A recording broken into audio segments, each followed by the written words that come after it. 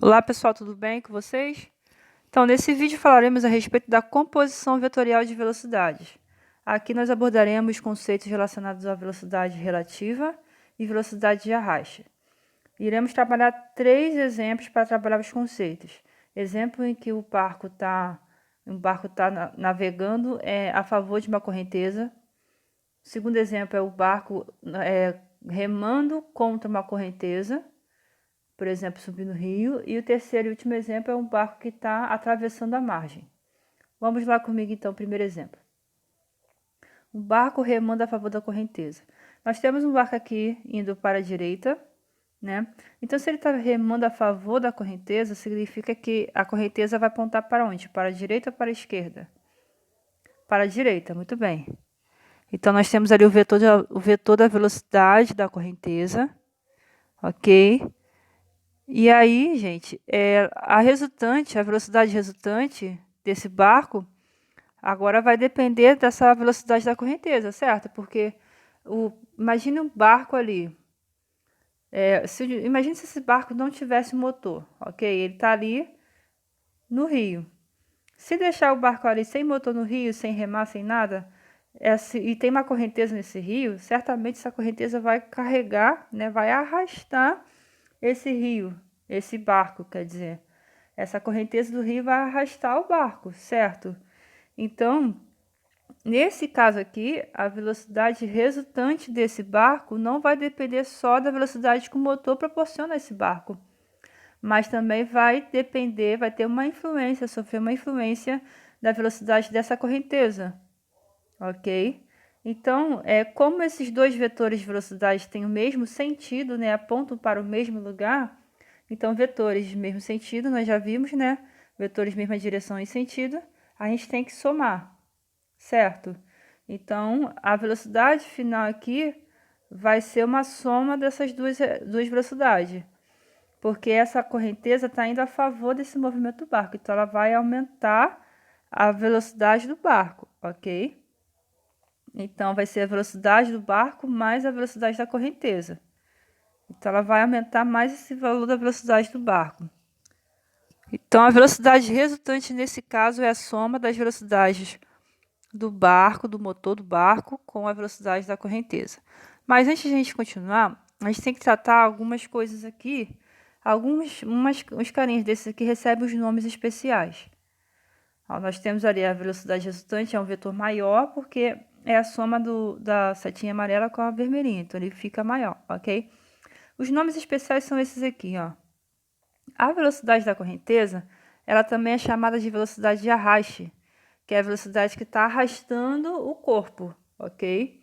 Pode arrastar a favor do movimento ou se opondo ao movimento, beleza? E a velocidade do barco, que é a velocidade do motor, a velocidade pura do motor do barco, é a velocidade do barco em relação ao rio, a velocidade do barco relativa ao rio, que é a velocidade dele dentro da água, ok?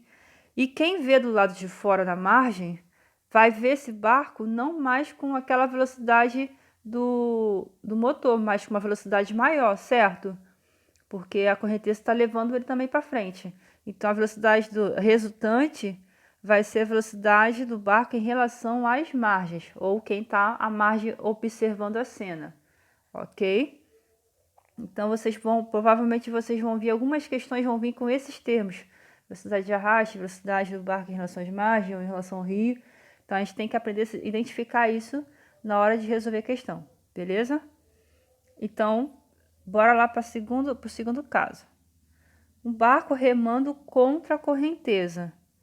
Então, novamente, o barco está indo para frente, né, para a direita. E se ele está remando contra a correnteza, então a correnteza vai apontar para a direção oposta, sentido oposto, para trás, então para a esquerda. Nós temos ali então uma velocidade da correnteza apontando para a esquerda, se opondo ao movimento do barco. Então, se ele se opõe, ele vai agregar velocidade ao barco ou vai desgastar essa velocidade? Vai desgastar, certo? Então, aqui a gente vai ter uma subtração.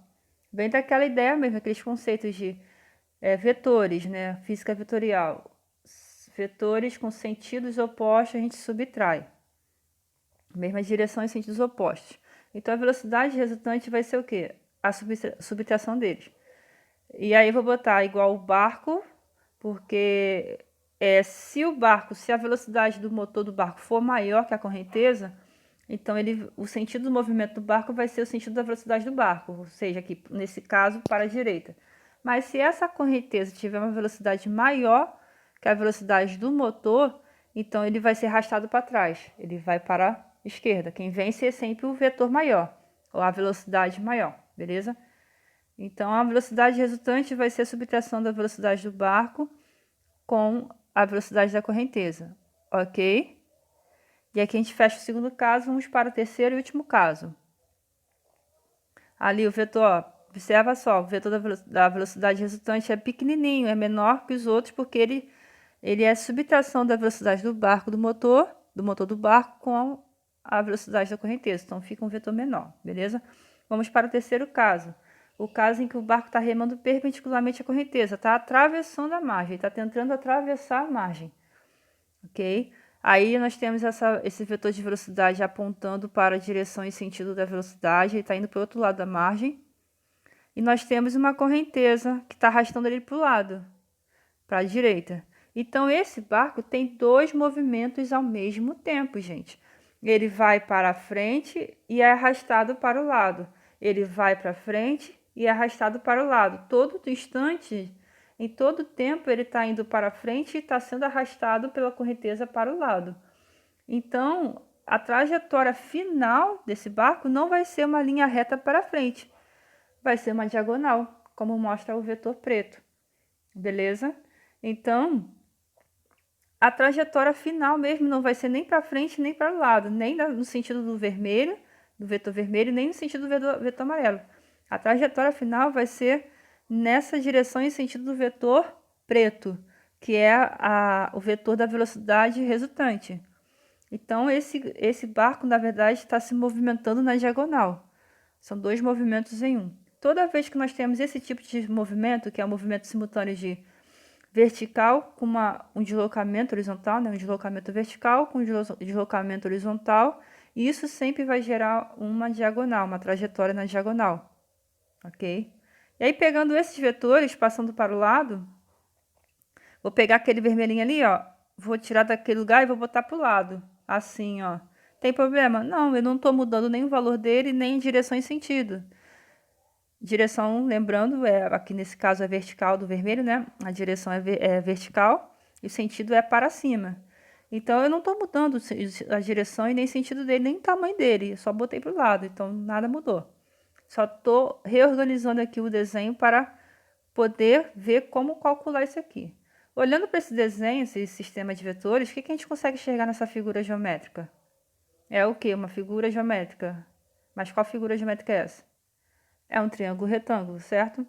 Pô, triângulo retângulo só pode ser teorema de Pitágoras, gente. Viu um triângulo retângulo ali no meio? É o teorema de Pitágoras. Qual a hipotenusa? A hipotenusa é sempre o lado maior. O lado maior aqui nesse caso é o preto, o vetor preto.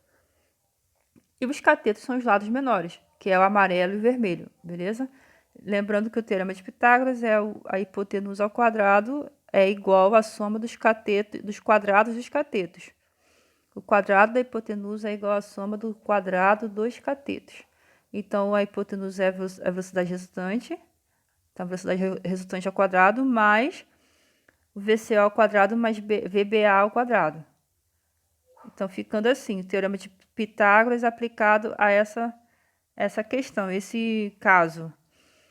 E assim, a questão pode te pedir, além das velocidades resultantes e tal, ela pode te pedir também deslocamento que foi feito na vertical, ou deslocamento total, ou deslocamento para a direita, na horizontal. Então, gente, o macete para descobrir esses deslocamentos é pensar no seguinte: esses movimentos não são simultâneos, de vertical e para frente e para o lado? Se são simultâneos, quer dizer que eles levam o mesmo ΔT. O mesmo ΔT que ele leva para ir para frente é o mesmo ΔT que ele leva para ir para o lado, para ser arrastado para o lado. Então, é isso que vai ser a nossa dica para fazer esses exercícios, tá ok? Eu vou deixar na descrição do vídeo um outro vídeo desse mesmo no meu canal, onde eu estou resolvendo um exercício que tem essa aplicabilidade. Tá pedindo deslocamento, coisa e tal. Então, nesse vídeo, vocês vão poder entender melhor como é que funciona a aplicabilidade desses conceitos e quão mais além ele pode ir, tá ok? Assistam esse vídeo que está na descrição, beleza? Então, até a próxima, gente. Espero ter ajudado vocês e bom estudo a cada um. Fiquem com Deus.